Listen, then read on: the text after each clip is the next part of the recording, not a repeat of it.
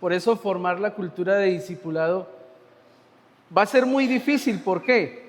Porque cuando uno empieza a formar la cultura de discipulado, a muchos le va a parecer que el pastor se está metiendo en la vida, que el pastor es fanático, que el pastor ya nos quiere tener aquí, que el pastor esto, ¿sí? Entonces, y no solamente el pastor, porque vamos a hablar de eso hoy, y es algo bien tremendo. Mira, ahí está la serie, y es ¿por qué hacer discípulos? ¿Qué es un discípulo? Y hoy vamos a hablar de cómo se hacen discípulos. ¿Cómo se hacen discípulos? Y yo quiero que usted me ayude, como siempre lo hago, a contestar esta pregunta que está aquí y quiero que la miremos, y es ¿cuál es el método que usa Dios para salvar el mundo? ¿Cuál cree usted que es el método que Dios usa para salvar el mundo? No me la vaya a contestar. No le voy a pedir a 2 o 3 que la contesten, sino piensen allí en su mente cuál será ese método que Dios usa para salvar al mundo. Y cuando hablamos de salvar al mundo, no estoy hablando de que el Señor va a salvar al mundo, va a traer mejores gobiernos y que todo va a ser mejor, no. Cuando hablo de salvar al mundo, estoy hablando de una salvación espiritual, estoy hablando de nuestras almas. Y el mundo en la Biblia tiene 2 significados. Uno que es el que normalmente le damos y es el de todo lo que encierra el mundo, la tierra, sus diferentes continentes, todo. Pero el mundo en la Biblia se refiere a nosotros las personas, porque por eso dice que de tal manera amó Dios al mundo. Entonces, ¿cuál es el método que Dios usa para salvar al mundo? A todos los seres humanos. Piénselo por un momento, porque realmente la pregunta que hoy vamos a contestarnos es ¿cómo se hacen discípulos? ¿Cómo se hacen discípulos? Mirando esto, hay dichos que nos identifican mucho. Los dichos son aquellos proverbios chinos que llamamos, pero hay uno que me impacta y dice que el que anda con lobos a aullar aprende. Y ese es uno de los, yo digo que de los que mejor encajan en este tema del discipulado. Porque si usted anda con un pastor, ¿a qué aprende?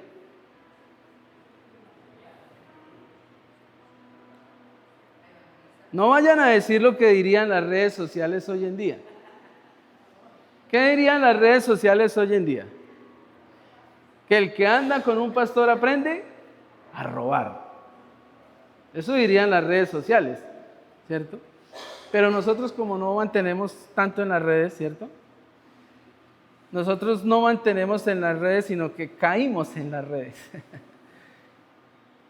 Si usted anda con una persona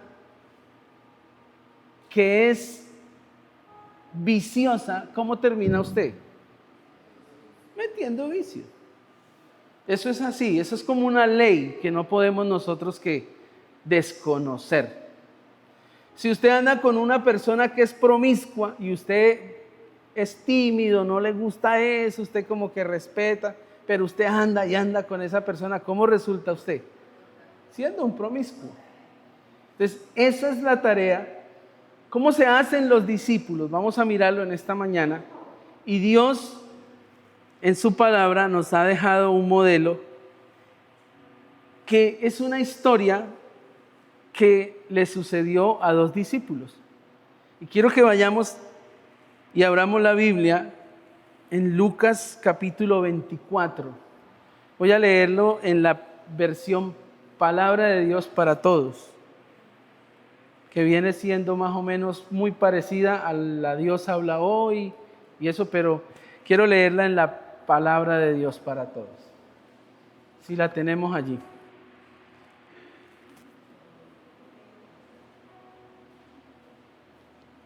Lucas 24:13. en adelante. Vamos a leer para los que están ahí y tienen su Biblia.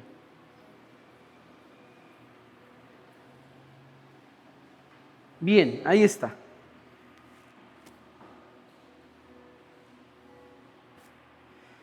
Leo la palabra del Señor. Dice, ese mismo día, ¿cuál mismo día? Vamos a de una vez a despejar eso, porque es que cuando leemos la Biblia, estos son detalles que a nosotros poco se nos enseña y que nos confunden demasiado. Por ejemplo, ese mismo día, y arranca a hablar, pero ¿qué es ese mismo día? Cuando usted lee el capítulo 24 del Evangelio de Lucas, ya estamos llegando al final del Evangelio, y en el final del Evangelio, ¿qué es lo que se encuentra? La muerte de Cristo, la resurrección y cómo Él se empezó a aparecer a los discípulos. Si usted mira en los primeros versículos de este capítulo 24, usted va a encontrar que Jesús se le apareció a las mujeres, que las mujeres vieron a los ángeles, las mujeres salieron corriendo a contarle a los discípulos y algunos de ellos creyeron y otros no. Pero dice que ese mismo día en el que Jesús resucita y se aparece a las mujeres y los ángeles se aparecen en el sepulcro, ese mismo día, dice, 2 de los seguidores de Jesús iban hacia un pueblo llamado Emaús, que queda a unos 11 kilómetros de Jerusalén. Iban hablando de todo lo que había pasado. Mientras discutían, Jesús mismo se acercó y empezó a caminar con ellos. Dice el versículo 16, pero no les fue permitido reconocer a Jesús. Entonces Jesús les dijo, ¿de qué tanto hablan por el camino? Los hombres se detuvieron muy tristes. El que se llamaba Cleofas respondió, ¿eres tú el único peregrino en Jerusalén que no se ha enterado de lo que ha pasado en ella en estos días? Jesús les dijo, ¿qué quieren decir? Ellos le respondieron, nos referimos a todo lo que sucedió con Jesús de Nazaret, quien por sus hechos y palabras demostró ante Dios y la gente que era un profeta poderoso. Y cómo los jefes de los sacerdotes y nuestros líderes lo entregaron para que lo sentenciaran a muerte y lo crucificaran. Mire lo que dice el versículo 21. ¿Qué dice? Dice, teníamos la esperanza de que Él fuera el que iba a liberar a Israel. Sin embargo, además de todo esto, este ya es el tercer día desde que sucedió todo esto. Paremos un momento ahí, hagamos un paréntesis ahí. ¿Cuál era la esperanza que ellos tenían? Que Jesús, el gran profeta, era el que iba a liberar a Israel. Algo muy parecido a lo que está pasando hoy en todos los países del mundo. Vienen los gobernantes de turno y decimos, ese es el que va a cambiarlo todo. Y eso le sucedió a los discípulos con Jesús. Versículo 22 dice, y algunas mujeres de nuestro grupo nos contaron algo asombroso. Esta mañana, muy temprano, fueron al sepulcro, pero no encontraron el cuerpo. Vinieron y nos dijeron que habían visto ángeles en una visión. Los ángeles les dijeron que Jesús estaba vivo. Entonces algunos de los que estaban con nosotros fueron a ver el sepulcro y lo encontraron tal y como las mujeres habían dicho, pero no vieron a Jesús. Entonces Jesús les dijo, no sean ¿qué? No sean tan tontos. ¿Por qué les cuesta tanto creer todo lo que dijeron los profetas? ¿Acaso no dijeron que el Mesías tendría que sufrir todo esto antes de dar comienzo a su periodo de gloria? Entonces Jesús les explicó todo lo que había sido escrito sobre él en las Escrituras, empezando con los libros de Moisés y todos los profetas. Al acercarse al pueblo al que iban, Jesús hizo como que iba a seguir de largo, pero ellos le rogaron con insistencia, quédate con nosotros, porque ya está atardeciendo, ya casi es de noche. Entonces Jesús entró y se quedó con ellos. Cuando estaba a la mesa con ellos, tomó el pan, dio gracias a Dios y lo partió y se lo dio a ellos. En ese preciso instante les fue permitido reconocerlo, pero él desapareció.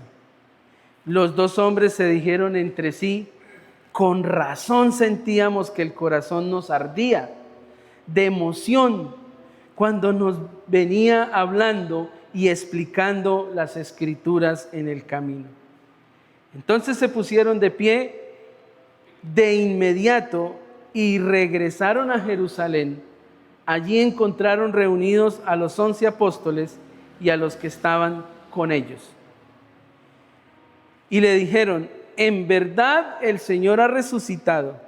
Se le apareció a Simón. Entonces los dos hombres les contaron a los demás lo que había pasado en el camino y cómo habían reconocido a Jesús cuando estaba partiendo el pan.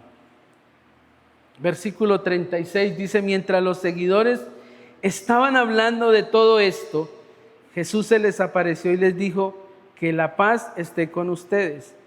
Entonces ellos se asustaron y aterrorizaron pensando que estaban viendo ¿a quién? A un fantasma. Pero Jesús les dijo, ¿por qué están tan asustados? ¿Por qué dudan de lo que ven?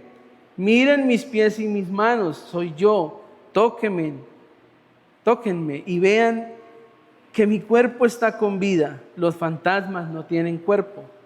Diciendo esto, les mostró los huecos de sus manos y pies.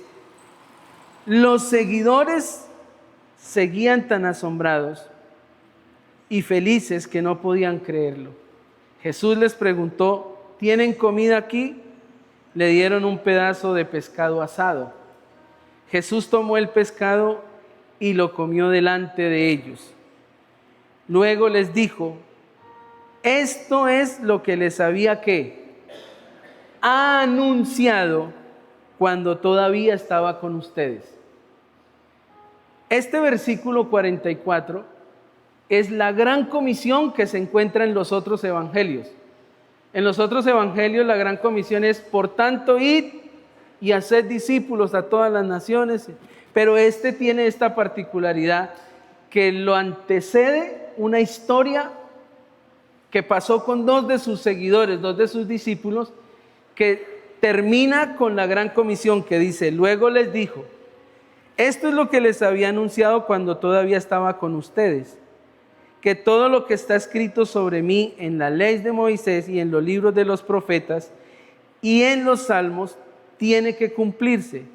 Entonces les abrió el entendimiento para que comprendieran las Escrituras y les dijo, está escrito que el Mesías tenía que morir y resucitar al tercer día, y que en su nombre se anunciara a todas las naciones que cambien y se vuelvan a Dios para el perdón de los pecados, empiecen desde Jerusalén.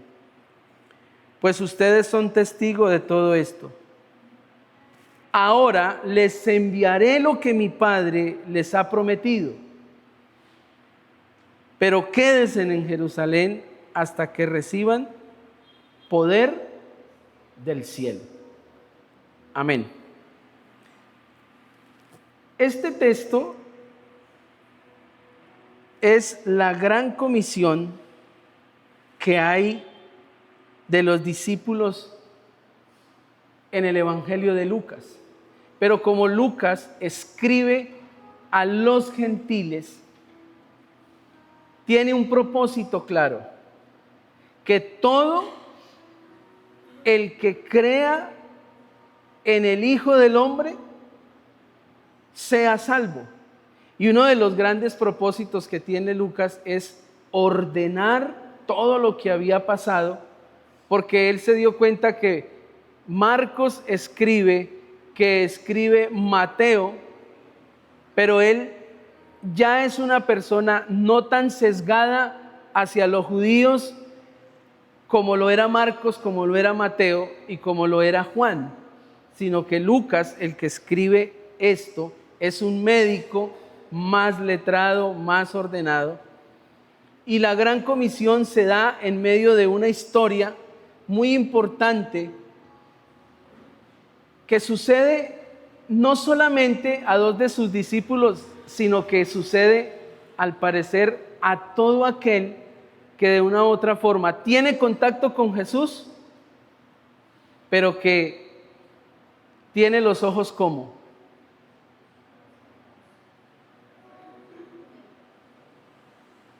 las escamas de Pablo. No pueden ver.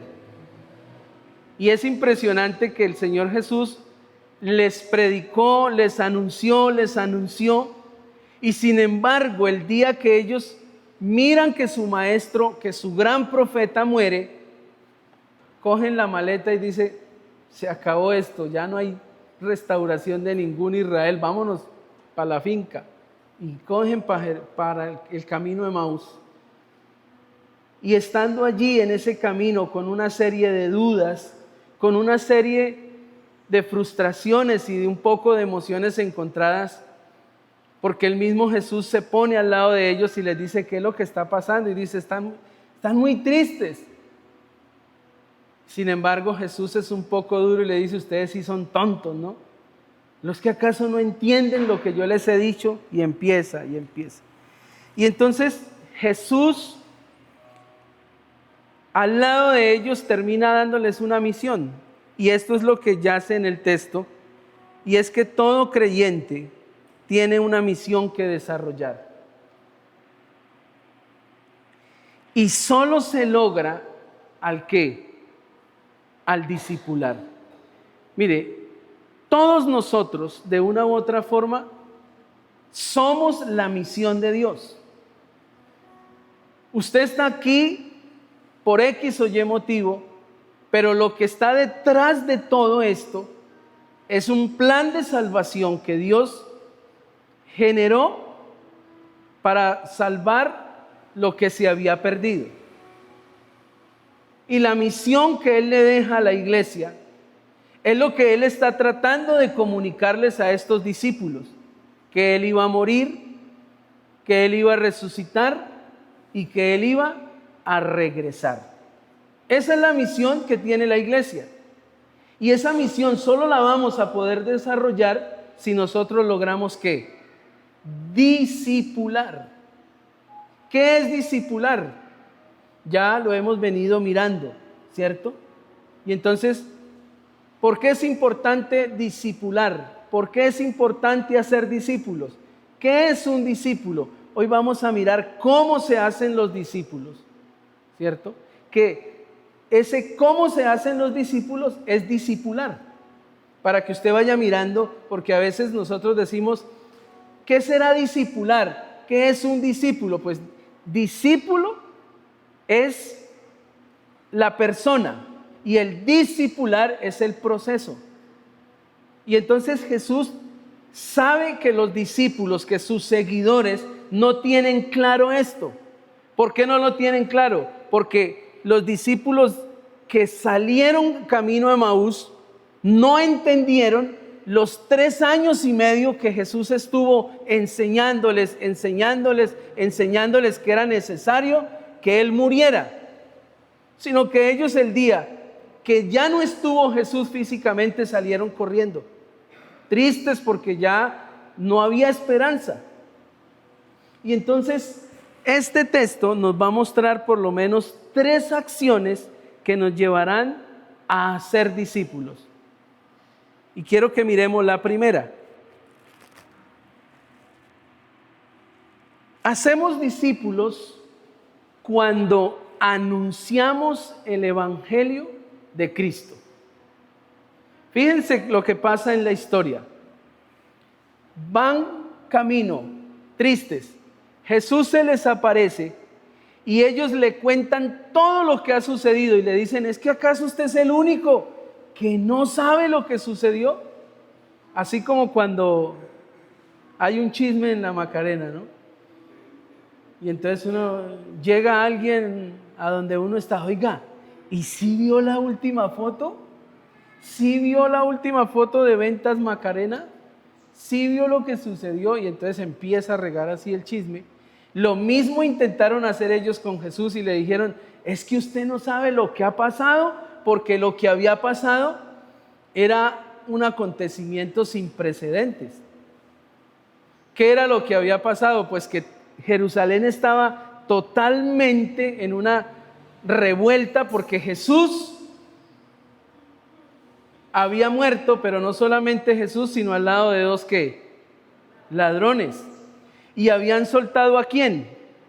A Barrabás. ¿Y quién era Barrabás? Haga de cuenta que ustedes sí vieron la sensación de miedo que sintieron los de la Macarena, y decimos los macarenenses, cuando dijeron que el señor que había asesinado a las 3 mujeres lo habían soltado y que había vuelto a la Macarena, ¿cierto? Y eso todo el mundo como que, uy, y cierre la puerta temprano, y hasta yo llegué a decirle a Lina, cierre esa puerta, ¿qué tal que ese man le dé por meterse aquí, man? Y se imagina los de las fincas.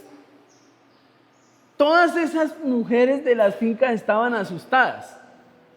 A mí me escribió una hermana de una finca y me dijo, pastor, ¿será que eso es verdad? ¿Usted qué sabe? Y le dije, no, pues yo sé predicar, pero del resto no sé más. Así se sentía la gente en ese momento. Se muere Jesús, que era la gran esperanza, y sueltan a Barrabás. ¿Que Barrabás qué había hecho? Barrabás había matado. Barrabás había robado.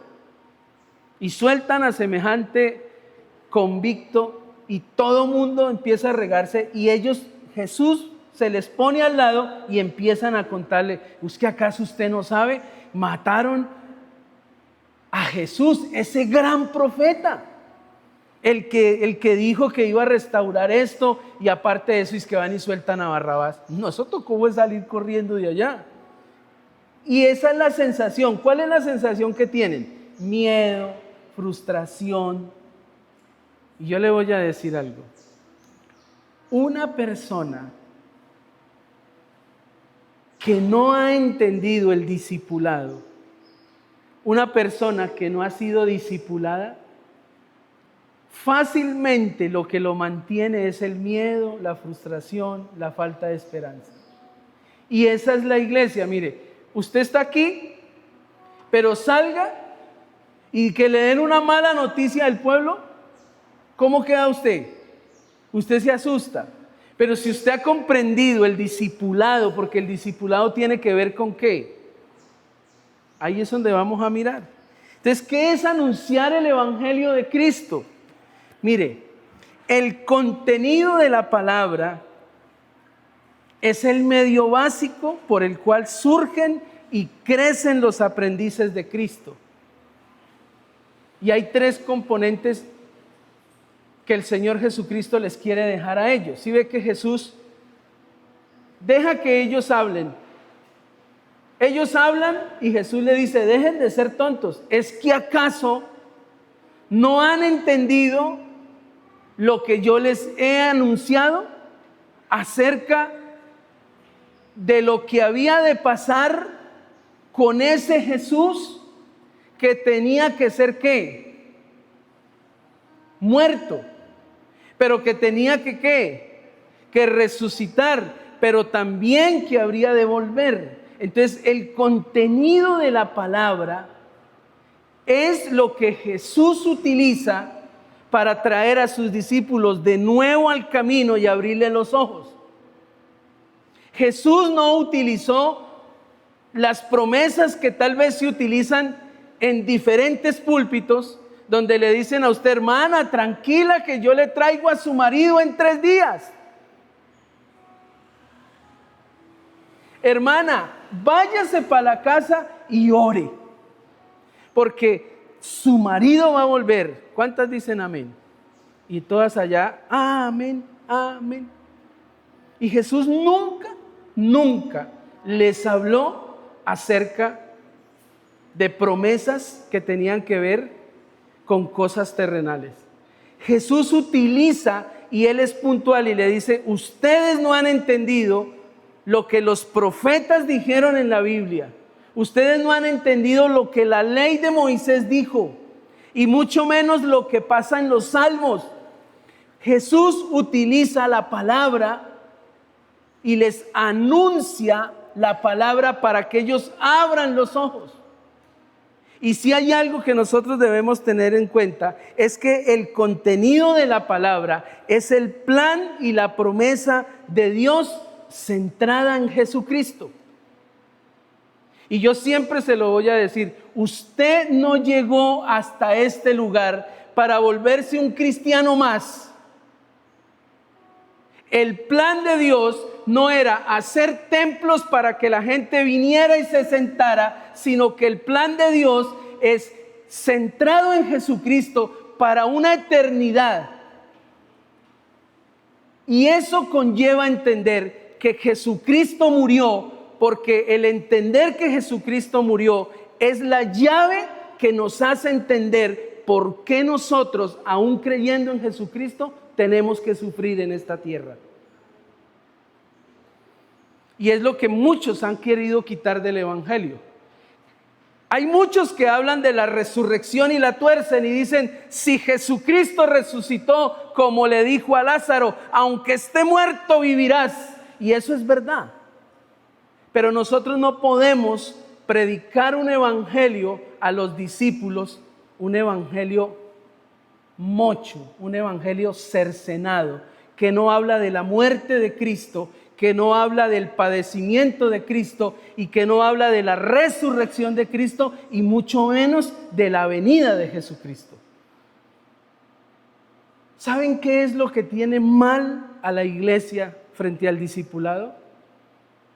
Que muchos de nosotros no hemos entendido claramente qué es la muerte, la resurrección y el regreso de Cristo.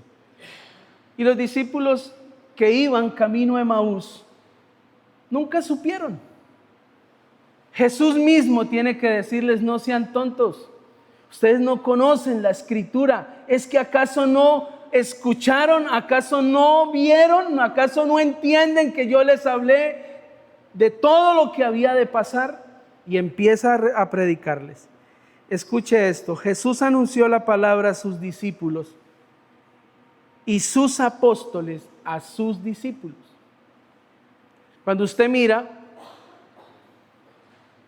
Lucas es el que escribe Lucas, pero también escribe Hechos. Y usted mira que está Mateo, Marcos, Lucas, Juan, Hechos. Lucas es el mismo que escribe el libro de los Hechos, que relata la vida de los primeros discípulos y la iglesia naciente, la iglesia de Jesucristo. Y ese mismo Lucas es el que narra cómo los discípulos que dudaron son los mismos que hoy en día en Hechos empiezan a pronunciar la palabra de Cristo a los mismos judíos. Y eso lo vamos a ver ahorita más adelante. Entonces, cuando anunciamos, nosotros nos volvemos instrumentos. ¿Qué logran?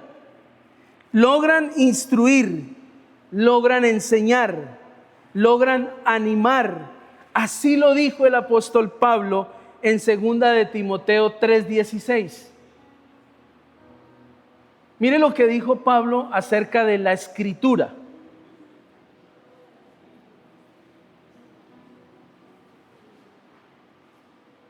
Dice, toda la escritura es un mensaje enviado ¿por quién? Por Dios. ¿Y es útil para qué? Enseñar, reprender, corregir y mostrar a la gente cómo vivir de la manera que Dios manda. Entonces, pastor, ¿cómo hacemos discípulos? Como los hizo Jesús, como lo hicieron los mismos discípulos. Los discípulos no tuvieron un programa de 3 meses, de 6 meses, de 1 año, sino que los discípulos entendieron, y es lo que la iglesia debe entender hoy, que toda la escritura habla acerca del plan de Dios centrado en Cristo. Si nosotros no entendemos eso, va a ser difícil que nosotros anunciemos el evangelio. Pastor, ¿por qué no hacemos discípulos? Pastor, ¿por qué la iglesia no crece? ¿Por qué a veces la iglesia se estanca? ¿Por qué la iglesia entra como en un adormecimiento? Porque no hemos entendido lo que realmente es la palabra de Dios en nuestras vidas.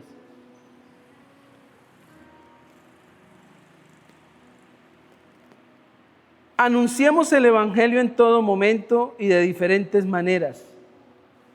Lo debemos hacer como lo hicieron sus discípulos o apóstoles. ¿Cómo lo hicieron ellos? Cuando la iglesia creció, por cartas. Hoy en día lo podemos hacer por mensajes. Hoy en día lo podemos hacer por muchas maneras. Pero hay una manera que fue la que conmovió a los discípulos. Y fue por el ejemplo de Jesús. Por el ejemplo de los mismos discípulos. Una iglesia débil en cultura de discipulado es aquella que poco promueve los espacios para el estudio de la palabra. Y entre comillas coloqué aquí, el domingo no alcanza. ¿Ustedes quieren mirar una iglesia débil en la cultura de discipulado? Es una iglesia que no promueve los espacios para que la palabra de Dios sea ¿qué? Entendida, sea predicada. Y entonces, esto es como el dicho que se juntaron las ganas de comer con el hambre. Los discípulos les cuesta leer. Los discípulos les cuesta disciplinarse.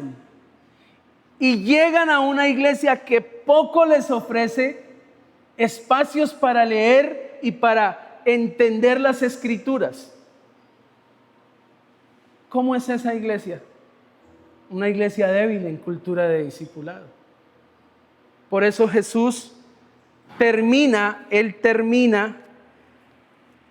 y mire lo que dice en el versículo 47, Lucas 24, 47. ¿Qué les dice él ahí? Y que en su nombre, Lucas 24, 47. ¿Sí estoy ahí? Sí. Lucas 24, 47. Ustedes fueron testigos de todo esto. Vayan y díganle a la gente. 47.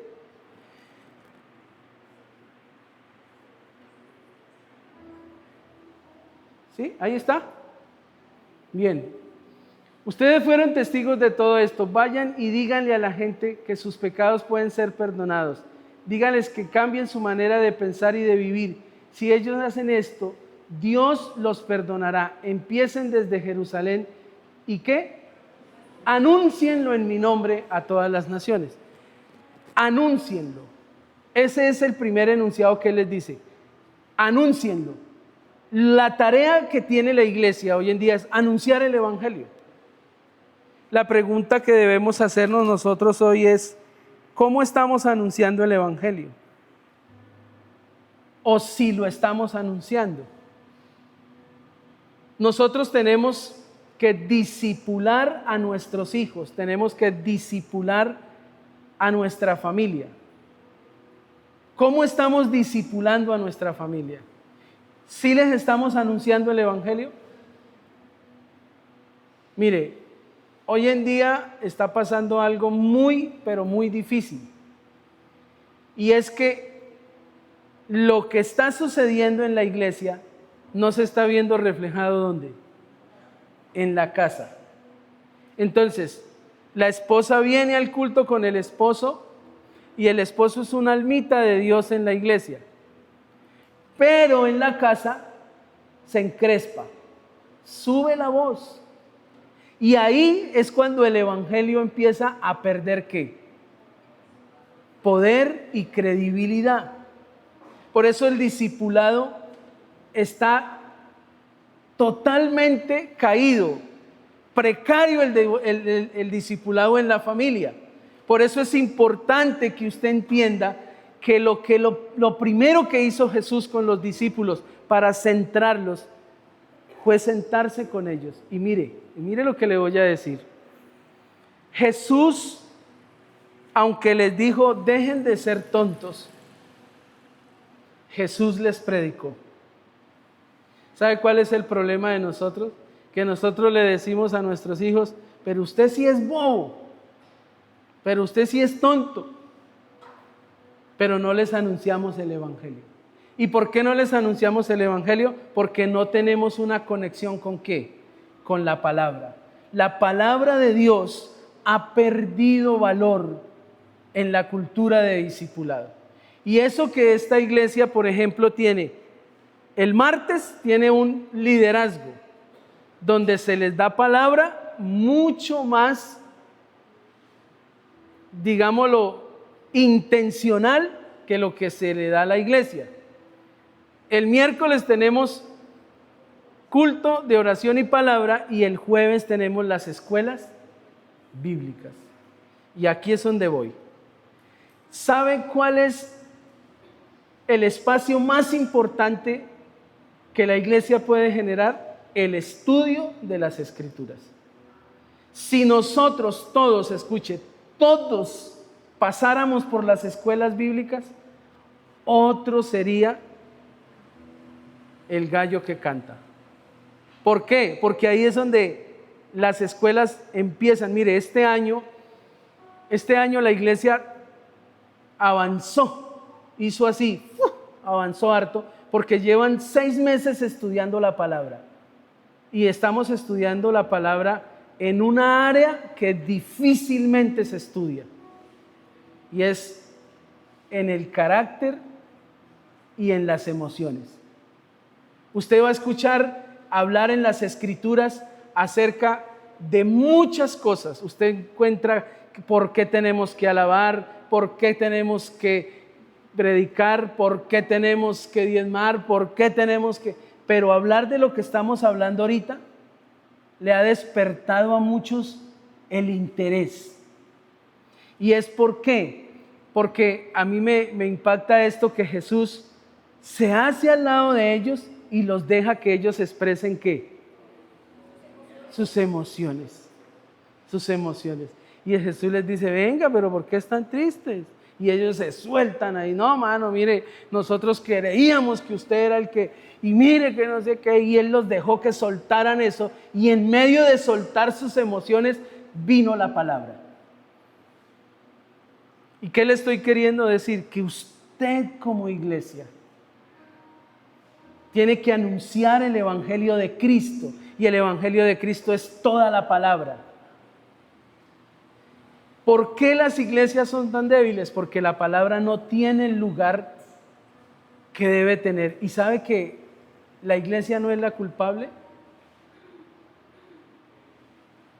Sino las diferentes corrientes que surgieron de la iglesia. ¿Por qué Martín Lutero en el siglo XVII tiene que coger la Escritura y volverla a colocar en el lugar que la coloca y saca las 5 solas? Que dentro de esas solas hay una que se llama solo Escritura. ¿Y por qué solo Escritura? Porque él se dio cuenta que la iglesia católica, y hay que decirlo, la iglesia romana, tomó las Escrituras y ¿qué hizo con ellas? Las desvirtuó. Cogió las Escrituras y de un principio que estaba dentro de una gran enseñanza, empezó a sacar diferentes valores y principios para que se acomodaran a las indulgencias de la gente, y es donde la palabra empezó a desaparecer. Martín Lutero llega en el siglo XVII y dice: no estoy de acuerdo, y es donde él mismo traduce la Biblia, más especialmente el libro de Romanos y de Gálatas, al alemán, pero con una traducción donde él la Biblia la coloca arriba y dice: mire, nos están engañando en esto, en esto, en esto, en esto, en esto, en esto. Y hace que a partir del siglo XVII, por eso nosotros somos protestantes, porque tomamos la Biblia y tomamos el significado real de lo que hay allí y protestamos en contra de aquellos que nos han escondido la verdad. Yo le digo algo: si nosotros no volvemos a la palabra, va a ser difícil discipular a todo el que llegue a la iglesia. Por eso usted tiene que crecer en la palabra, crecer. A mí me impacta que nosotros estudiamos, muchos de los que están aquí son profesionales, y ustedes que han estudiado en una universidad se han dado cuenta que en una universidad, a medida que va pasando el semestre, ¿qué pasa? Eso se va poniendo como más difícil, más, y les exigen más y más y más, y usted logra llegar a un punto en el que entiende la carrera para la cual usted se matriculó, y usted abre los ojos y dice: uy, esta vaina yo no la había visto y ahora puedo ver. Y todo el que se coloque a su lado, usted puede ver. Mire, por ejemplo, usted se hace al lado de una persona que estudia algo de medio ambiente, y uno que no sabe, uno se hace ahí, y esa persona mira ¿qué? Mira todo y dice: uy, mire este ecosistema, mire esto, mire aquello. Y uno dice: venga, ¿y a dónde usted mira eso? ¿Y cómo esto? Y uno queda así. Se lo digo porque a mí me pasó. Y yo dije: ¿cuánto me falta? Y empecé a estudiar. Y ya hoy en día veo pero como borroso en esa parte del medio ambiente y eso, pero ya no soy tan tonto como dijo Jesús en esa área. Lo mismo sucede con el evangelio. Usted llega a la iglesia y uno mira la vida eterna, y uno mira este mundo y lo que el plano terrenal, el plano celestial, cómo la gente está engañada, cómo todo, y usted mira, y uno a veces le habla a alguien de eso, y este man es fanático, y este man es como loco, y este man es como lo mismo. Cuando usted empieza a mirar, usted ya empieza como a mirar diferente, y usted dice: ay, sí, ya comprendo. Mire, hay cosas que yo he predicado aquí que aún todavía no se han entendido, y no porque las haya predicado yo, sino porque están en la Biblia y son difíciles de entender. Y yo le digo algo: si los discípulos necesitaron, escuche, los que estuvieron con Jesús, que caminaron con Él, lo vieron, lo tocaron, el Señor estuvo ahí, les multiplicó los panes y los peces, ellos miraron cómo resucitó a Lázaro, ellos miraron cómo sanó a la hija del centurión, ellos miraron todos los milagros, miraron esa doctrina que Él tenía, y se muere y salen corriendo. Y Jesús necesitó volverles a predicar la palabra. Yo le hago una pregunta: ¿quiénes somos nosotros para no tener esa hambre por la palabra? Eso es lo que a mí me llevó a ser una persona que se apasionó por la palabra, porque yo dije: aquí tiene que haber algo, porque a mí me parecía muy aburridor ese libro. Yo decía: esta vaina, pero cuando el Señor empezó a revelar a iluminar lo que había ahí en las Escrituras. Cuando yo pude mirar, yo dije, no, estoy mal. Y ahí fue cuando empezó mi discipulado. ¿Qué le quiero decir con todo esto? ¿Qué lugar ocupa la palabra de Dios en su vida? ¿Es usted de los que solamente tiene un contacto con la palabra cuando viene a culto? Usted está lejos, lejos y va camino a Emaús. Usted necesita tener la palabra de Dios en un lugar de estima.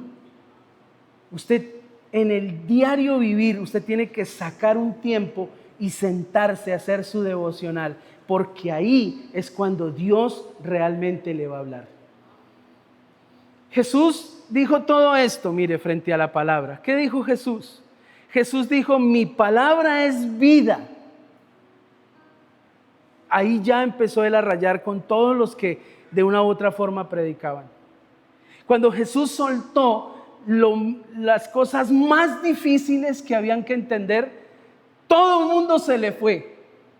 Y cierta ocasión le dijo a sus discípulos, y lo más difícil que el Señor dijo fue, ustedes tienen que comer mi carne y mi sangre.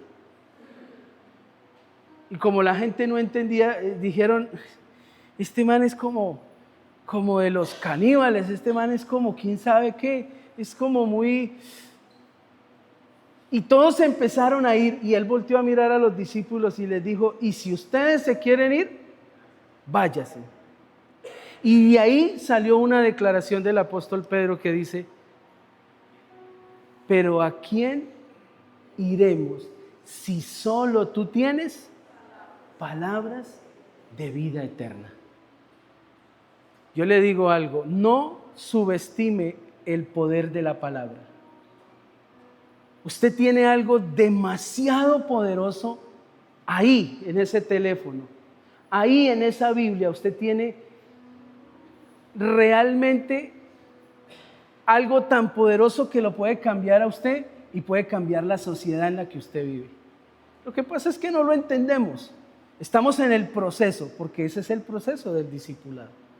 Entonces yo quiero que entendamos que los discípulos se hacen anunciando el Evangelio. Esa es la tarea que tiene la iglesia. Y anunciar el Evangelio es enseñarlo, es corregir a la gente, es predicar a tiempo y fuera de tiempo, que usted respire la palabra por donde va. Esa es la tarea.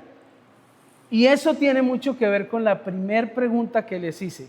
¿Cuál es el método que Dios usa para salvar al mundo? El de hacer discípulos. Porque cuando usted abre la boca, ¿qué está sacando usted? ¿Qué dijo Jesús?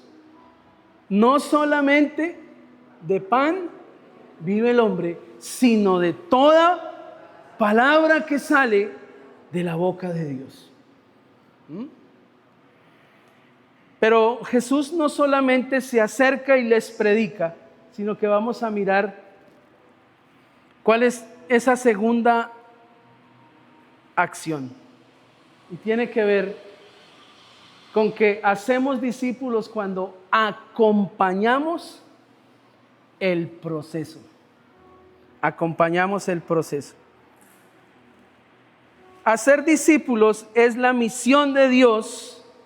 Nosotros somos sus colaboradores. Tenemos que acompañar el proceso. Mire, Dios va a salvar al mundo a través de la predicación. Pero ¿quiénes tienen que predicar? Nosotros. Y nosotros, de una u otra forma, anunciamos, pero no solamente anunciamos, sino que tenemos que acompañar. Fíjese a Jesús. ¿Qué hizo Jesús con ellos? Se hizo ahí y los acompañó en sus 12 kilómetros hasta Emaús.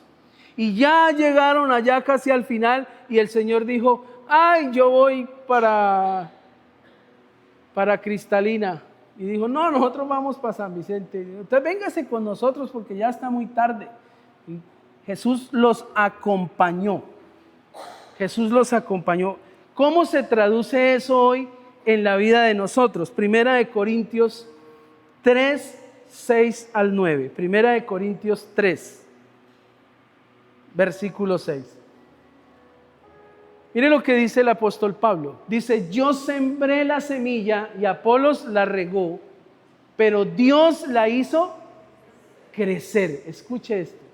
Entonces, el importante no es el que siembra la semilla ni el que la riega, sino Dios quien la hace crecer. El que siembra y el que riegan tienen el mismo propósito. Cada uno recibirá una recompensa según los resultados del trabajo que haga. Nosotros somos compañeros ¿de qué? De trabajo. Compañeros, acompañemos de trabajo al servicio de Dios, y ustedes son como la tierra que Dios cultiva. Ustedes son como una casa que le pertenece a Dios. Nosotros somos colaboradores. Debemos acompañar el proceso de discipulado como colaboradores. Esto no es que yo le prediqué a mi compañero de trabajo y ya. No, hay que acompañarlo. Ese acompañamiento, dice, Jesús caminó junto a sus discípulos en el proceso y aún en el camino donde ellos querían desertar. ¿Sabe qué haríamos nosotros hoy donde nos enteráramos que 2 de nuestros discípulos se fueron? Ya les predicamos. Ellos verán. Ya tienen la palabra. ¿Quién los manda a irse? ¿Usted se imagina a Jesús? ¿Qué hizo Jesús cuando vio que sus 2 discípulos se le fueron? Salió y se les hizo al lado y los acompañó. Ese es el proceso más difícil. ¿Por qué? Porque nosotros hemos entendido que los únicos que tienen el fuero de acompañamiento son los pastores. El único que tiene derecho a acompañar es el pastor y el líder. No. Cuando Jesús dio la gran comisión, se la dio a toda la iglesia. Y eso es lo que le ha hecho daño al discipulado. Porque de una u otra forma nosotros decimos, no, pero es que con esa vida que yo llevo, ¿yo qué voy a acompañar? No. Todos nosotros tenemos que acompañar. Todos. Usted quiere discipular a alguien, usted quiere desarrollar la misión de Dios, tiene que aprender a acompañar a la persona que usted le ha predicado. De lo contrario va a ser muy difícil. Acompañamiento espiritual, mire, la persona que se convierte, que usted le predicó, necesita que usted la cuide, que la acompañe, pero no necesariamente usted tiene que estar metido en la vida de la persona. ¿Sabe cuál es la mejor manera de acompañar a una persona que usted está discipulando? Acompañarla en oración. ¿Y sabe de qué nos hemos dado cuenta? De que una iglesia que es débil en la oración es débil en la cultura de discipulado. Usted se pone, mire, hágalo. Póngase a orar por la persona que usted le ha predicado. Póngase a orar. Póngase a orar. Y no es que usted ahora va a durar 2, 3 horas en el día orando por ella, no. Usted se levanta y dice, uy, yo le prediqué a fulanito. Y usted ahí en su camita, así, por ahí lleno de lagañitas, así. Usted diga, Señor, en tus manos coloco la vida de fulano. Usted sabe, Padre, que él necesita arrepentimiento, él necesita de ti, al igual que yo. Yo te lo coloco en tus manos. Guárdalo, hágalo todos los días. Y usted me va a dejar de ser mentiroso cuando usted mire que esa persona le llegó aquí y empezó. ¿Sabe por qué está usted aquí? porque alguien está orando por usted todos los días. Y eso que usted siente de ir a la iglesia no es de usted. Eso que usted dice, me voy para culto, eso no nace de usted, porque está claro que nosotros tenemos una naturaleza caída. Y el apóstol Pablo lo dijo en Gálatas: el espíritu a la verdad quiere, pero la carne para nada. Dígame, ¿cuántos son los que se levantan con esas ganas de ir a culto? No, eso es muy difícil, ¿cierto? No, ni el pastor, ¿no ve que yo también soy ser humano? Pero la responsabilidad y el estar orando y el estar ahí y comprender todo el panorama de saber que todos ustedes dependen de Dios y de mi trabajo. Yo soy colaborador, yo soy un sembrador, yo soy el que riego los domingos. Pero el trabajo lo está haciendo ¿quién? Dios, a través de lo que yo medio me atrevo a hacer. Por eso usted tiene que acompañe en oración. Si usted quiere que esa persona se disipule, crezca y traiga a otro, y usted sea culpable de que aquella gente no llegue al infierno, acompáñelos en oración. Porque el que da el crecimiento, busque el versículo atrás, es el 6, 7, sino Dios quien la hace crecer. Dios es el que hace crecer esa semilla que usted ha sembrado en las personas. Entienda eso. Pero usted tiene que estar al lado de. El crecimiento viene cuando Dios, no es que nosotros hagamos el 50 y Dios hace el 50, no. Dios ya hizo el 100%. Y nosotros tenemos que vivir al 100%. Entonces yo acompaño a la persona que se convierte y esa persona empieza a crecer, a crecer, a crecer. No podemos nosotros ser descuidados o infieles en esta labor, pues los resultados no serán buenos para la iglesia. Y para la iglesia no es para lo que pase aquí conmigo como pastor, no, es para todos. Y entonces retomo. ¿Por qué creen ustedes que el aguacate estaba infructuoso? Porque había falta de alguien que pasara y por lo menos que se acordara de él. ¿Y quién va a creer? Una planta es así. Y yo no creía eso, mire. ¿Usted quiere mirar un jardín bonito? Detrás de un jardín bonito hay una mujer que habla, que ama y que cuida. Usted mira esos jardines, ¡ay, tan bonito! Pero usted, detrás de eso está la que se levanta y dice, es que esta agüita con azúcar, y eso se levanta y sí, y les habla y las acaricia y les dice, y eso empieza a crecer así lo más de bonito. Usted quiere que su hijo crezca, que su hija empiece a dejar tanto apego al mundo, que su hija conozca realmente a Dios y se asiente y sea una persona de bien, que usted dice, mi hija está a las 10, 11 de la noche en la calle y yo estoy tranquila porque mi hija se le reveló el evangelio. Cuídela, anúnciele y camine con las debilidades de ella. Ustedes vieron a Jesús caminar ahí al lado de ellos, frustrados, asustados, tristes, y muchas veces nuestros hijos están tristes, están abrumados, están frustrados y nosotros les caemos encima y los pisamos. Acompáñelo, hable con él, camine con él, tómese un tinto con él, sáquelo y siéntese con él como usted se sienta con sus amigos. ¿Ah? Dios se lo va a agradecer. Coloque el 9. Mire, no hay cosa más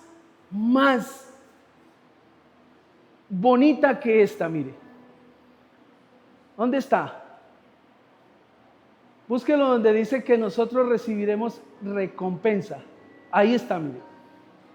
Cuando uno recibirá una recompensa según los resultados del trabajo que haga. ¿Cuál es el resultado del trabajo? Lo que está diciendo ahí es que usted le predicó, pero usted lo acompañó. Cuando usted llegue al cielo, usted va a tener recompensa. ¿Sí se da cuenta? Así son los discípulos. Pero es lo que muchas veces la iglesia no hace. Nosotros estamos aquí, nos vemos el domingo, pero nosotros no volvemos a saber de la persona.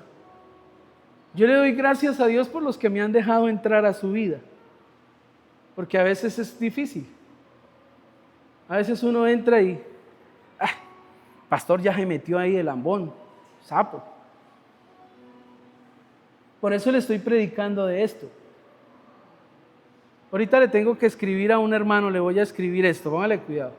Le voy a escribir, lo estoy viendo muy relajado. No me vino a culto el miércoles, no me vino a culto el domingo. Y tal vez tiene la mejor excusa, pero acuérdese que usted depende de Dios. Así le voy a escribir. ¿Qué sentiría usted si yo le mando ese mensaje? ¿Sabe qué estoy haciendo ahí? Echándole un poquito de agua para que no se seque, para que no venga el bendito sol y le acabe la semilla y se muera. Y a veces no gusta, pero es cuando el acompañamiento es ese. Por eso acompaña a la persona que está a su lado, la que está trayendo al culto. Dígale, oiga, ¿qué pasó que hoy no vino, mano? Pero usted sí, pilas con eso, porque tiempo sí saca para ir a jugar, tiempo sí saca para esto, pero sáquele tiempito a Dios, que Él es el que nos da todo, nos da la vida, nos da el aire, nos da la bendición. Disipúlelo. Disipule a su marido pocas veces se levanta con ganas de venir al culto. Somos los que menos queremos venir al culto. Y a veces la mujer le dice, venga mi amor, camina, ay, pero usted sí. Y su esposa tratando de darle vida, tratando de acompañarlo, tratando de disipularlo, y usted pone bravo. Se lo digo porque a mí me pasaba.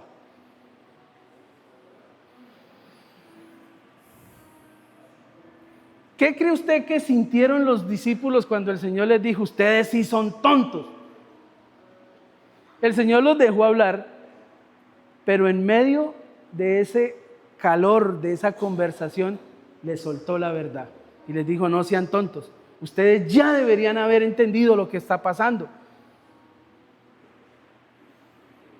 Este acompañamiento debe tener perseverancia para poder llegar a la meta. Filipenses 3:12. Pablo dice, mire esto tan curioso.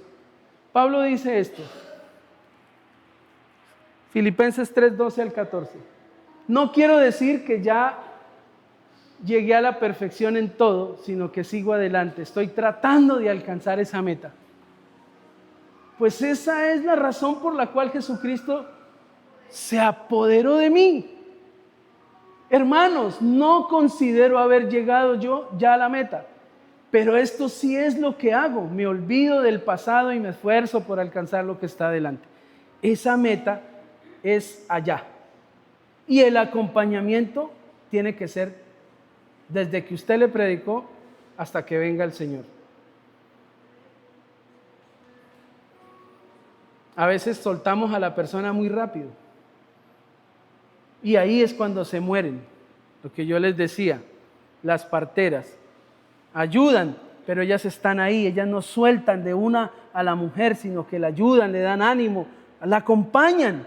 Y ese es el acompañamiento que hay que hacer. Lo que hizo Jesús. Jesús se sentó al lado de ellos, caminó al lado de ellos, se quedó con ellos. Y aparte de eso, ¿qué hizo?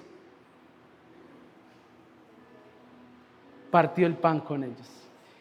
El símbolo de partir el pan es un símbolo de comunión. Le hago una pregunta. ¿Con quién de la iglesia tuvo la oportunidad usted de compartir un alimento esta semana?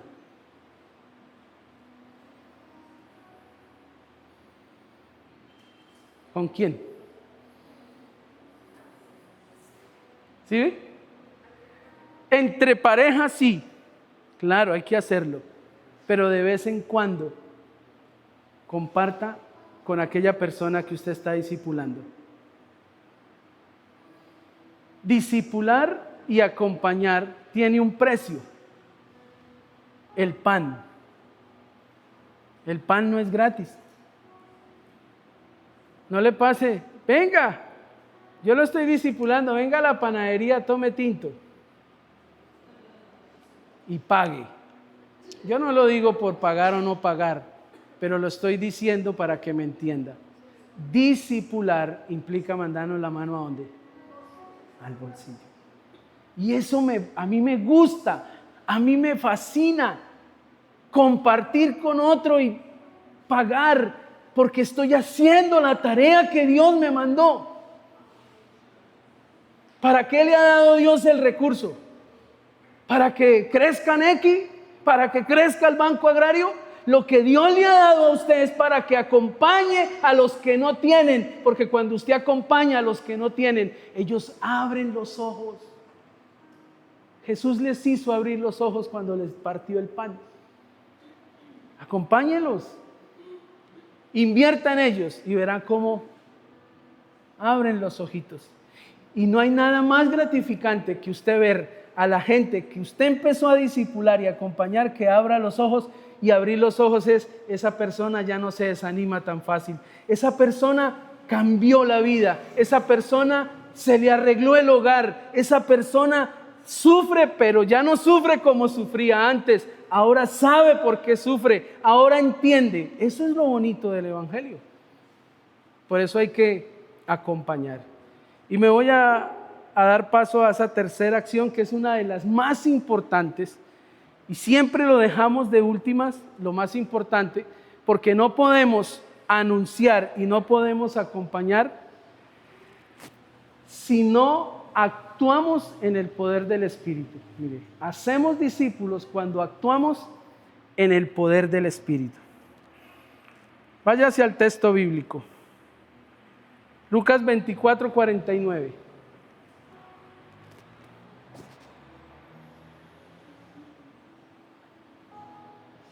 Ahora les enviaré lo que mi Padre les ha prometido. ¿Qué les prometió Dios?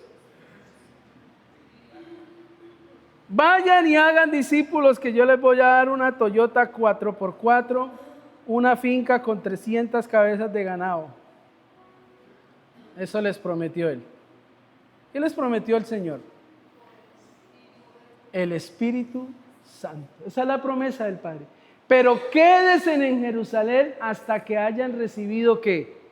Ese poder del cielo. Entonces, necesitamos la presencia del Espíritu Santo para ser discípulos. Es difícil hacer discípulos sin la presencia del Espíritu Santo. ¿Por qué?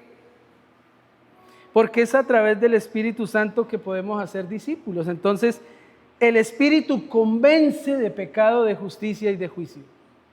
Mire, nadie se va a convencer por la palabra que nosotros le anunciamos. ¿Quién es el que convence? Dios, porque Él da el crecimiento. ¿A través de quién? Del Espíritu Santo. Por eso los discípulos, ellos estaban que se iban a predicar y el Señor les dijo, no, quédense y reciban, quédense y reciban. Entonces, el Espíritu es quien nos impulsa a anunciar el Evangelio. Hechos 4:8. Ahí está el cuadro de los discípulos. Ya estaban ahí acompañados, ya estaban anunciados el Evangelio y ahora están listos a salir. Y salieron. Pedro fue lleno del Espíritu Santo en Hechos 2, pero mire lo que pasa en Hechos 4. Entonces Pedro, lleno del Espíritu Santo, les dijo, dirigentes del pueblo y ancianos líderes de Israel. Versículo 9. ¿Nos están juzgando hoy por sanar a un paralítico? ¿Quieren saber quién lo sanó? Pues sepan ustedes y todo el pueblo de Israel que este hombre fue sanado por el poder de Jesucristo de Nazaret. Ustedes mataron a Jesús en la cruz, pero Dios lo levantó de la muerte. Este hombre estaba paralítico y ahora está completamente sano. ¿Gracias a quién? A Jesús. Este Jesús es la piedra que ustedes, los constructores, pensaron que no era importante, pero que se convirtió en la piedra principal. ¿Qué empezó a hacer Pedro? Anunciar el evangelio, anunciarlo. ¿Pero por qué lo anuncia? Vaya otra vez al versículo que arrancamos. Ahí. Hechos 2. Hechos 4:8, perdón. Entonces Pedro, lleno del Espíritu. Esa es la clave. Pastor, ¿por qué nos cuesta predicar? ¿Cuántos de los que están aquí reconocen realmente que les cuesta anunciar el evangelio? La profe, usted es una valiente. Usted es una valiente porque lo reconoce. ¿Sabe qué dijo Pablo? Porque no me avergüenzo, porque es que poder de Dios. Entonces, muchas veces eso sucede en la vida de nosotros. A veces nos da pena anunciar el evangelio. Pero hay algunos que no les da pena anunciar ventas Macarena. Y eso chisme va y chisme viene, que eso sí debería darles pena. No, el evangelio es poder para salvar a la gente. Anúncielo. Pero ¿saben por qué hay pena? ¿Saben por qué a veces no hay ese denuedo para hablar? Cuando yo digo denuedo es que usted va a predicar y mire, haciendo esto encontré algo. ¿Saben por qué se comete el error cuando se anuncia el evangelio? Se anuncia mal. Porque cuando se anuncia el evangelio, ¿sabe a dónde invitamos nosotros a la gente? A la iglesia. ¿Sí? Y con facilidad usted dice, ay, vaya a la iglesia, asista. Ese es el peor error que puede uno hacer. Cuando usted anuncia, no anuncia a la iglesia, usted anuncia ¿a quién? A Cristo. Pero ¿sabe por qué no se anuncia a Cristo? Porque muchos de nosotros estamos muy bajitos del Espíritu Santo. Cuando usted está lleno del Espíritu Santo, usted anuncia a Cristo. Y cuando usted anuncia a Cristo, la gente le corre. Porque está el Espíritu Santo detrás de usted y Él es el que convence, Él es el que impulsa. Entonces necesitamos al Espíritu Santo. Ahora, el Espíritu es quien nos guía a hacer la tarea. Usted tiene que depender del Espíritu. Usted mira los primeros 13 capítulos de Hechos, y usted mira al Espíritu Santo mandando en todo. Y el Espíritu Santo dijo, apárteme a Bernabé y a Saulo para la tarea de ir a hacer esta misión. Y usted mira después a Pablo diciendo, y el Espíritu Santo no me permitió, y el Espíritu Santo no me dejó. La iglesia primitiva dependió del Espíritu Santo. Por eso eran tan fuertes haciendo discípulos. ¿Qué es lo que pasa con la iglesia de hoy? No se preocupa por la llenura del Espíritu Santo. El Espíritu Santo es el agente transformador en la vida de los discípulos para que den fruto. Hechos 2:37. ¿Qué es? No podemos predicar sin el Espíritu Santo, porque no va a haber transformación. Que eso es lo que muchas veces pasa en nuestros hogares. ¿Sabe qué pasa en nuestros hogares? En nuestros hogares a veces somos muy rápidos para...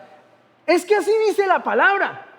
Usted no... Mire cómo dice la palabra. La palabra de Dios dice... Bla, bla, bla, bla, bla, bla. Y es solo bla, bla, bla. Pero no está el poder del Espíritu Santo que ha regenerado a la persona que está hablando. Cuando esa persona se ha transformado y dice una verdad, eso llega profundo. Mire, al escuchar esto, o sea, lo que dijo Pedro, todos se conmovieron profundamente y le preguntaron a Pedro y a los otros apóstoles, hermanos, ¿qué debemos hacer? ¿Y qué les contesta? Pedro les dijo, cambien su manera de pensar y de vivir y bautícese cada uno de ustedes en el nombre de Jesucristo Así Dios les perdonará sus pecados y recibirán el Espíritu Santo como regalo. ¿Se da cuenta por qué hay que predicar en el poder del Espíritu? Actuar en el poder del Espíritu.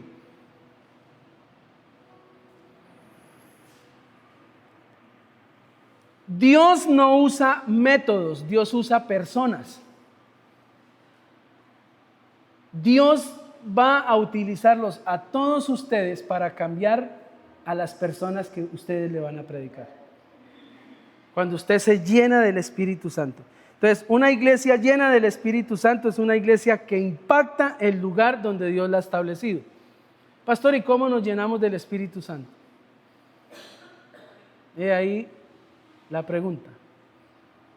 Efesios 5:18. Si no estoy mal. Vamos a mirar a ver.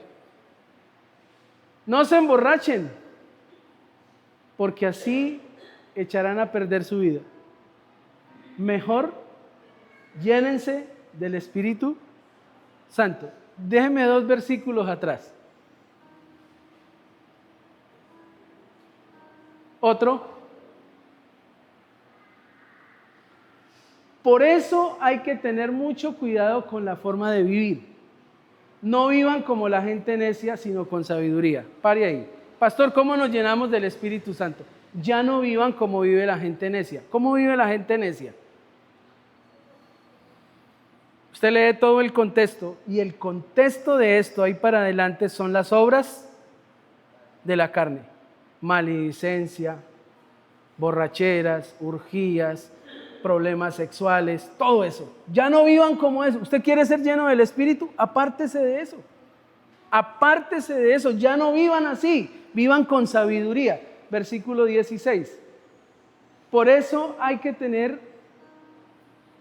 Esto quiero decir que deben aprovechar toda oportunidad para hacer el bien, porque estamos en una época llena de ¿qué? Le hago una pregunta. ¿La época en la que vivieron los discípulos era mejor o era peor? Era igual a la de hoy. Igualita. Igualita. ¿Cuál era la época? Guerras. El Imperio Romano los tenía pisados. Se vivía de todo. Todo me hecho igualito. Y el Señor está diciendo una época llena de maldad. Entonces, usted quiere vivir lleno del Espíritu Santo, reconozca que usted vive en una época de maldad. Y si usted camina en esa maldad, usted no puede ser lleno del Espíritu Santo. Cuando usted se aparta, usted dice, yo empecé a sentir lo de la predicación pasada, conversión. Ya no siento ir allá. Yo le hago una pregunta. Si yo quiero echarle más squash a esta botella, ¿qué tengo que hacer? Desocuparla, sencillo. Así somos nosotros. Yo quiero ser lleno del Espíritu Santo para que cuando le predique a mi mamá se convierta, porque mi mamá no la convierte nadie. Saque toda esa porquería que hay en usted y llénese del Espíritu Santo. Ay, pastor, ¿por qué dice porquería? Porque eso es lo que hay en nosotros cuando no tenemos a Dios.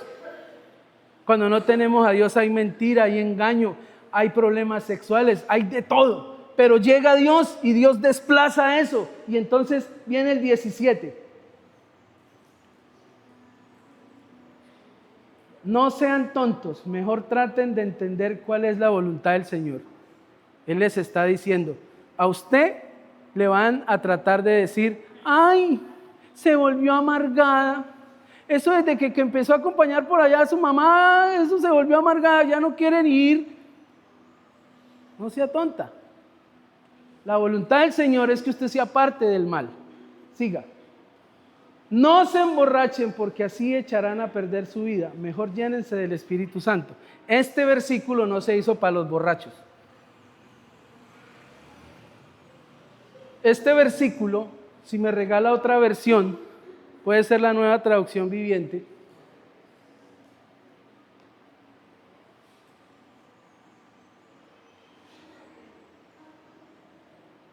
No se emborrachen con vino, es la misma. Coloque otra. A ver si alcanzamos. La TLA, creo que es esa. Ahí está. No se emborrachen, pues perderán ¿qué? El control de sus actos. ¿Qué es lo que está diciendo el Señor? El Señor está diciendo, Él no está diciendo, Pablo jamás pensó que Él iba a escribir un versículo para los borrachos. No. Él está queriendo decir que cuando nosotros actuamos sin el Espíritu Santo, somos como unos borrachos que pierden el control. Pero cuando usted, mire, más bien permitan que sea el Espíritu Santo quien los llene y los controle. ¿Quién es el que nos va a controlar para nosotros poder hacer otros discípulos? El Espíritu Santo. Porque es muy difícil. Yo queriendo hacer un discípulo y bien descontrolado haciendo lo que se me da la gana. Por eso necesitamos al Espíritu Santo. Por eso es que la gente no se convierte. Ay, vaya a la iglesia, yo lo invito a Cristo. ¿Y qué va a hacer usted hoy en la tarde? No, pues yo me voy a ir a echar una bailadita. ¿Qué va a hacer? Oiga, ¿por qué no vaya a la iglesia, mano? Vaya. ¿Y qué va a hacer mañana? No, pues vamos a hacer un asadito. ¿Y qué vamos a hacer? No, pues vamos a tomar unas 2 canasticas de cerveza ahí. No se deje controlar por los deseos de la carne. Llénese del Espíritu. Cuando usted está lleno del Espíritu, a usted le pueden colocar, puede estar haciendo un sol pero bravísimo. Y pueden estar los otros ahí y le colocan la suya ahí y usted dice, uy, el Señor reprenda al diablo. No. Usted sencillamente, ¿cómo dejó de tomar su pastor? Porque su pastor a los 19 años tomaba aguardiente como loco y bailaba como una pirinola. ¿Cómo el pastor dejó de hacer eso?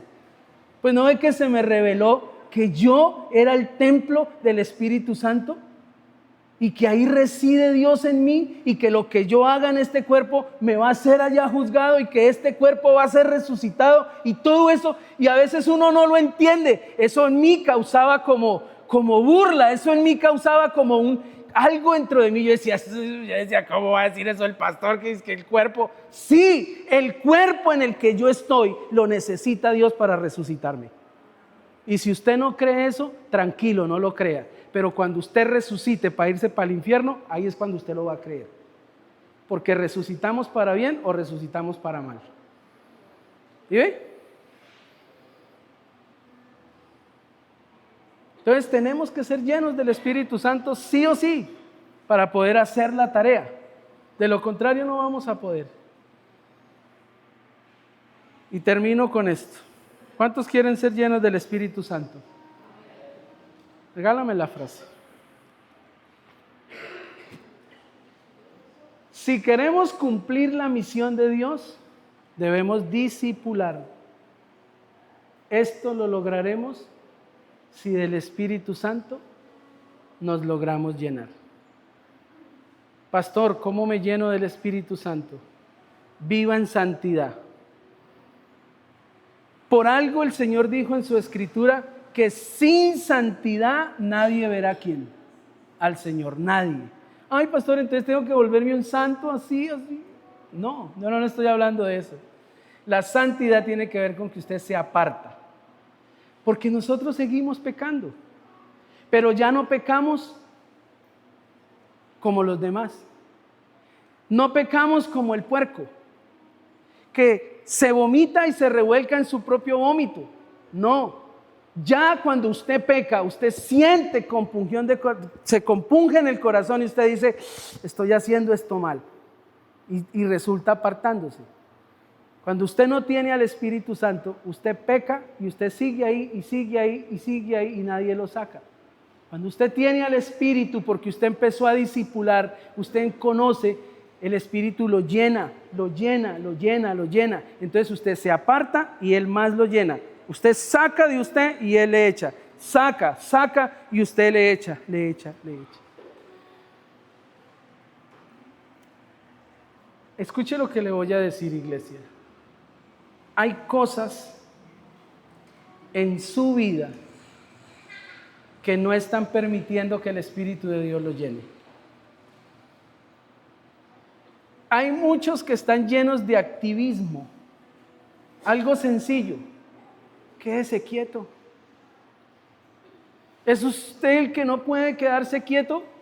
¿Es usted el que siente que si se queda un día quieto en su casa al pie de su esposa se va a arruinar? Usted está lleno de activismo. ¿Es usted el que si no trabaja un fin de semana, usted se va a fracasar y se le va a acabar la vida y se quebró? Usted está lleno de activismo o de avaricia. Y tiene que sacarlas para que Dios pueda llenarlo. Hay algunas mentes que están llenas de lujuria. No pueden ver una escoba porque se van detrás de la escoba. Ay, pastor, ¿por qué dice eso? ¿Porque no es que yo era así? Yo logro admitir que yo le hice mucho daño a mi esposa porque en los primeros años de cristianismo yo no podía ver una mujer porque... Y mi esposa me decía, ole, respete, que míreme. Fue tan fuerte eso que yo me tuve que meter con Dios y le dije, usted tiene que ayudarme, si no esto yo no puedo. Y el Espíritu Santo me hizo reconocer que tenía una mente lujuriosa. Para poderme llenar tengo que sacar. Y entonces he llegado a la conclusión que la iglesia tiene que ser purgada para que pueda ser llena del Espíritu Santo. Para sacar todo lo que no sirve. ¿Qué tiene usted en su mente que no le está dejando llenar del Espíritu Santo?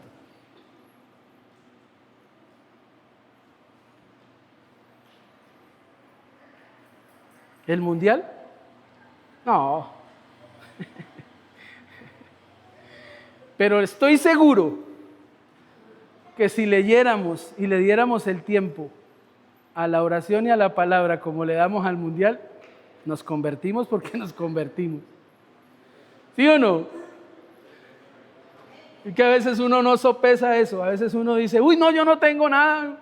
Porque no creemos eso. A veces duramos 1 hora, 2 horas viendo 3, 4 partidos, 4, 5 horas. Y el espíritu que grita, no me deje morir de hambre, no me deje morir de hambre.